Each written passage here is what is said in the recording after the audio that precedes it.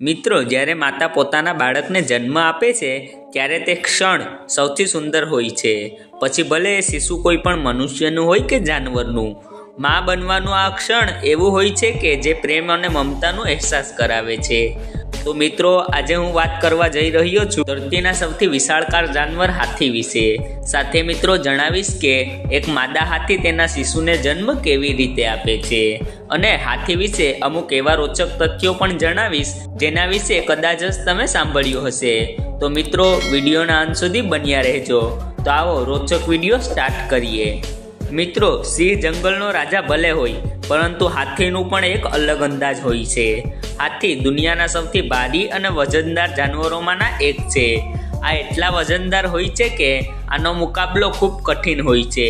આનો અવાજ સાંભળીને આજુબાજુના જાનવરો દૂર ભાગી જાય છે, અને એટલા માટે જંગલનો સૌથી શક્તિશાળી જાનવર હાથીને જ માનવામાં આવે છે. નંબર 1, હાથી શું કામ પોતાના કાન હલાવે છે? મિત્રો, આના વિશે મેં આગળ પણ એક વિડીયો બનાવેલો છે, જે તમે ઉપર આઈ બટન ઉપર ક્લિક કરીને જોઈ શકો છો. નંબર 2, હાથીની આંખની રોશની ઓછી કેમ હોય છે? હાથીના કાન તો મોટા હોય છે, તો આંખો કેમ નાની હોય છે? આ પ્રશ્ન તમારા મનમાં પણ જરૂર આવ્યો હશે. પરંતુ મિત્રો, નાની આંખોની પાછળ એક વૈજ્ઞાનિક કારણ છે. હાથીની દ્રષ્ટિ ખૂબ ઓછી હોય છે. તેમ છતાં હાથી ઓછા પ્રકાશમાં વધુ અને વધુ પ્રકાશમાં ઓછું જોઈ શકે છે. હાથીની આંખોની કીકી ખૂબ જલ્દી સુકાઈ જાય છે, તેથી તે કીકીને હલાવી શકતા નથી. કીકી આસાનીથી ફરી શકે એટલા માટે તેને ભીની રાખવી જરૂરી છે, જેના લીધે હાથીની આંખમાં તરલ પદાર્થ હોય છે, જે વધુ માત્રા થયા બાદ આંખોની બહાર નીકળી જાય છે. સાથે અમુક લોકો આને આંસુ સમજી લે છે. જો આંખો મોટી હોય તો તે ખૂબ જલ્દી સુકાઈ જાય, એટલા માટે પ્રકૃતિએ આની આંખો નાની બનાવી છે. નંબર 3, હાથીનો જન્મ.